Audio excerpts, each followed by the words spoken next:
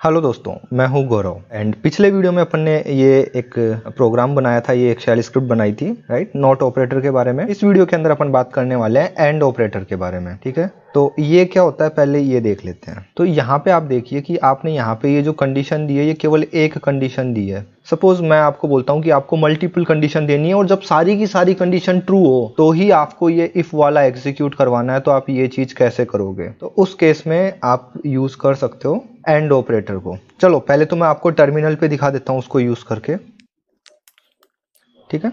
चलिए तो मैं यहाँ पे दिखाता हूँ। सपोज एक कमांड है ls, ओके, एंड उसके बाद में दूसरी कमांड जो है मैं यहाँ पे एंड % साइन लगाता हूँ, डबल एंड ई को ls, या फिर यहाँ पे मैं लिख देता हूँ लास्ट कमांड एग्जीक्यूट सक्सेसफुली, ठीक है। तो मैंने जैसे ये कमांड चलाई तो देखो पहले तो ये ls कमांड चल गई और उसके बाद में ये वाली कमांड चल गई। हुआ क्या, पहले ये कमांड चली फिर ये कमांड चली। बट यहाँ पे क्या होगा दोस्तों, गलती से ये पहली कमांड ही फेल हो गई ना, तो ये वाली कमांड नहीं चलेगी। चलो वो भी मैं आपको करके दिखा देता हूँ। तो ls की जगह मैं यहाँ पे लिख देता हूँ ls/trr, राइट। तो अभी ये कमांड देखो, मैं इसको चलाता हूँ तो ये कमांड फेल हो गई और इसका रिटर्न स्टेटमेंट देखो 2 आया है, राइट। तो मैं ls/trr एंड ई को last command execute successfully, enter. तो अभी देखो इसने पहले ये कमांड चेक किया। अब उसने जब देखा कि यार ये कमांड चली नहीं है तो वो आगे को चेक ही नहीं करेगा, क्योंकि एंड ऑपरेटर का मतलब सिंपल सा ही होता है कि आपने जितनी भी कमांड लिखी है वो सारी की सारी सक्सेसफुली अगर एग्जीक्यूट होगी तो ही वो 0 रिटर्न करेगा। तो उसने देखा कि यार पहली कमांड ही फेल हो गई तो आगे की देखने से कोई मतलब ही नहीं है, तो वहीं से वो आपको बाहर निकाल देगा। इतना समझ में आ रहा है आपको? ठीक है, एक बार वापस दिखा देता हूँ आपको। ls कमांड चलाऊंगा तो ये कमांड सक्सेसफुली चलेगी, तो ये आगे वाली भी चला के अपने को दे देगा। तो ये देखो समझ में आया। अभी ऐसा नहीं है कि आप केवल 2 कमांड यूज कर सकते हो, ये 2 कमांड है। तीसरी कमांड में यहाँ पे और ऐड कर सकता हूँ एंड %date। तो अब ये डेट कमांड कब चलेगी, जब ये दोनों कमांड सक्सेस होगी। तो पहले ये कमांड सक्सेस हो गई अगर, तो वो इसको एग्जीक्यूट करेगा, और अगर ये भी सक्सेस हो गई तो वो इसको एग्जीक्यूट करेगा। इन दोनों में से अगर ls ही फेल हो गई तो आगे की ये दोनों को नहीं करेगा, और अगर ये वाली फेल हो गई तो इसके आगे वाला इसको नहीं करेगा। चलो दिखा देता हूँ फेल करके, echo 1 लिख देता हूँ। तो ऐसी कोई कमांड होती नहीं है। तो आप देखिए ls चला, फिर वो इसके अंदर ये फेल हो गया, तो जैसे ही वो इसके अंदर फेल हुआ तो फिर डेट वाला उसने चलाया ही नहीं है, ठीक है। तो ये जो होता है ये एंड ऑपरेटर होता है। इसका एक सबसे अच्छा एग्जांपल मैं आपको बताता हूँ। पिंग 8.8.8 ये क्या करता है, सिंपली पिंग करेगा एक DNS सर्वर को, एंड -c लिख दूंगा मैं। तो ये क्या बताता है, c यानी काउंट, एक। मैं क्या करूंगा, केवल एक बार काउंट करना हूं। तो इसने देखो इसको एक बार काउंट किया है, बस दिखा आपको। तो अभी इसका रिटर्न स्टेटमेंट देखो, echo $1 0 आया। अब मैं क्या करता हूं, मैं मेरे मशीन के अंदर ना इंटरनेट बंद कर देता हूं। मैं यहाँ पे गया एंड डिस्कनेक्ट पे क्लिक कर रहा हूँ। अभी मेरे मशीन में इंटरनेट डिस्कनेक्ट हो चुका है। अभी देखो अभी मैं ये पिंग करता हूँ तो ये पिंग नहीं हुआ,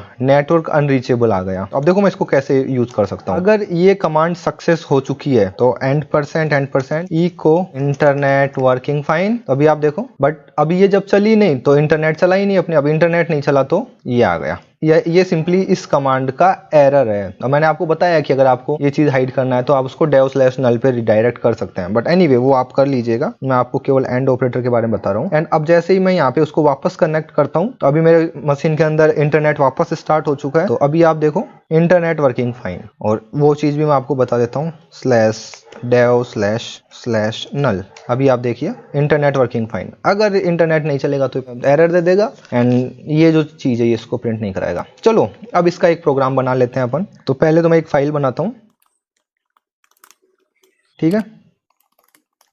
तो मैं क्या चेक करने वाला हूं, मैं चेक करने वाला हूं, मतलब जो प्रोग्राम मैं बना रहा हूं उसके अंदर पहले तो मैं ये चेक करूंगा कि ऑपरेटिंग सिस्टम कौन सा है, ठीक है। तो ऑपरेटिंग सिस्टम जो है वो होना चाहिए था लिनक्स। एंड दूसरी चीज मैं चेक करूंगा यूजर जो है वो होना चाहिए रूट यूजर, ठीक है। ये 2 चीज जो है ये मुझे चेक करनी है, उसके बाद ही मेरे प्रोग्राम के अंदर चलूंगा। तो सबसे पहले अभी तक अपन ने जो सीखा है वो ट्राई करते हैं। तो OS कौन सा ये कैसे पता चलेगा, तो उसके लिए यहाँ पे चलते हैं। uname कमांड चला के दिखाता हूँ मैं आपको। तो देखो uname कमांड आपको बता देती है कि लिनक्स है या विंडोज है।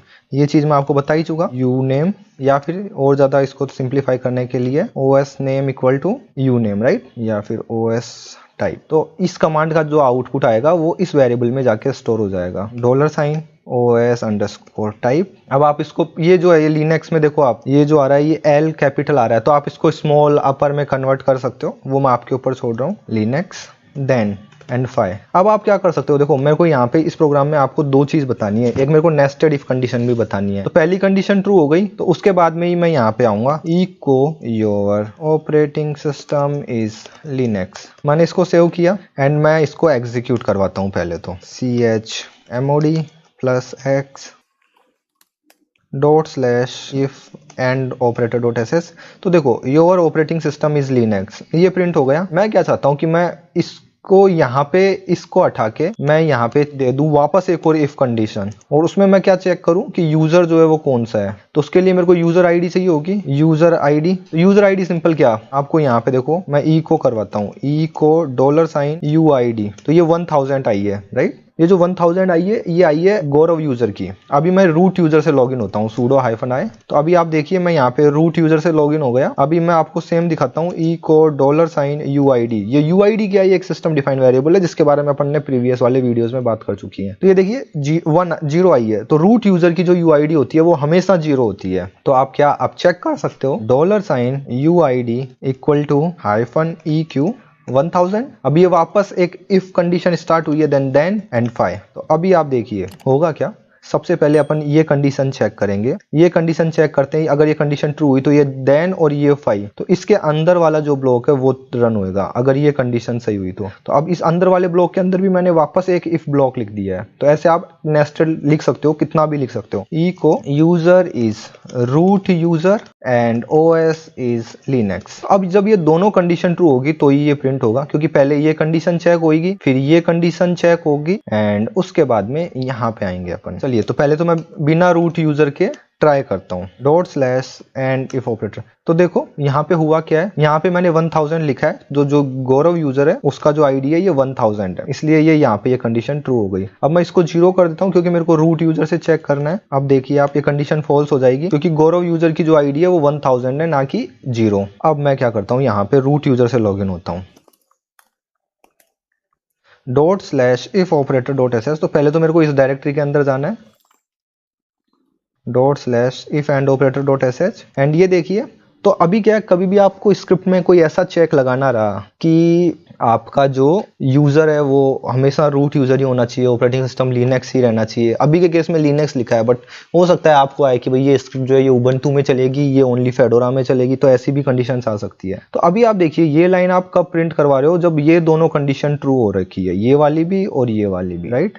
तो अगर ऐसा कुछ भी कंडीशंस आती है, नेस्टेड कंडीशंस घुसती है, तो आप इन चीजों में घुसने का ट्राई मत करना, नेस्टेड चीजों में। नहीं तो होता क्या, इन चीजों को जितना कम कर सको उतना कम करने का ट्राई करना, नहीं तो आप इन सब में फंसते चल जाओगे। ये कंडीशन चेक, देन ये चेक, उसके बाद में कुछ और चेक करनी रही तो फिर उसको चेक, फिर उसको चेक, ऐसे। तो अब यहाँ पे आप सिंपली एंड ऑपरेटर यूज कर सकते हो। तो मैंने इसको यहाँ से कट किया, यहाँ पे ये एंड % लगाया, कमांड V एंड इस चीज को हटा दो, राइट। तो सेम वही काम करेगा ये। तो एंड ऑपरेटर के बारे में जैसे मैंने बताया था, पहले वो ये कंडीशन चेक करेगा, ये कंडीशन ट्रू हुई तो फिर वो ये चेक करेगा, दोनों ट्रू हुई तो फिर वो इसको एग्जीक्यूट करवा देगा। इन दोनों में से कोई भी एक कंडीशन फॉल्स हुई आपको बाहर निकाल देगा प्रोग्राम से। आपका जो इफ ब्लॉक है उसको ये फॉल्स ही रिटर्न करेगा। लाइक आपका जो इफ है वो ये मानेगा कि भाई ये जो कंडीशन है ये पूरी की पूरी कंडीशन सेटिस्फाई नहीं हुई है, क्योंकि एंड का मतलब ही यही होता है। मैं बार बार बता रहा हूँ कि सारी की सारी कंडीशन ट्रू होनी चाहिए। चलिए अब वापस एक बार ट्राई कर लेते हैं, एग्जीक्यूट कराता हूँ। देखो फाइल सेव कर ली है मैंने। तो अभी आप देखिए the user is root user and OS is Linux. अब मैं क्या करता हूँ, रूट यूजर से बाहर निकल जाता हूँ, एज ए गौरव यूजर आ गया। एंड अभी आप देखिए तो अभी कुछ भी प्रिंट नहीं हुआ, क्योंकि ये जो स्क्रिप्ट है वो ओनली रूट यूजर से चलेगी। तो दोस्तों ऐसे आप एंड ऑपरेटर को यूज कर सकते हैं शेल स्क्रिप्ट के अंदर। अगले वीडियो के अंदर अपन देखेंगे कि कैसे आप और ऑपरेटर यूज कर सकते हैं। तो दोस्तों इस वीडियो में इतना ही, मिलते हैं अगले वीडियो में, बाय बाय।